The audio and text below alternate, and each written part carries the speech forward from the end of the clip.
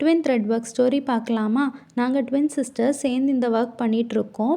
என்னோடய சிஸ்டர் நாகர்கோயிலில் இருக்காங்க. நான் இப்போ ஹைதராபாத்தில் இருக்கேன். இந்த சேலஞ்ச் ஸ்டார்ட் பண்ண ஃபஸ்ட்டு டே நான் சென்னையில் இருந்தேன். அப்போ எனக்கு தெரியும் நான் ஹைதராபாத் ஷிஃப்ட் ஆக போகிறேன். கஷ்டமாக தான் இருக்கும் இந்த சேலஞ்சுன்னு. எனிஹவ் நாங்கள் ஸ்டார்ட் பண்ணிட்டோம். ஏன்னா 2 பேர் இருக்கிறோம் இல்லையா? ஒருத்தங்க இல்லாட்டா இன்னொருத்தங்க எடிட் பண்ணிப்பாங்க அப்படிங்கிற ஒரு தைரியத்தில் ஸ்டார்ட் பண்ணிட்டோம். ஸ்டார்ட் பண்ண ஒரு 10 to 15 டேஸ் ஸ்மூத்தாக போச்சு. அதுக்கப்புறம் ஹைதராபாத்துக்கு ஷிஃப்ட் ஆகிற வேலை நடந்துட்டு இருந்துச்சு. அந்த டைமில் அக்கா வந்து நிறைய வீடியோஸ் எடிட் பண்ணி கொடுத்துருந்தாங்க. நான் சோஷியல் மீடியாவில் போஸ்ட் பண்ணுற வேலையை பார்த்துட்ருந்தேன்.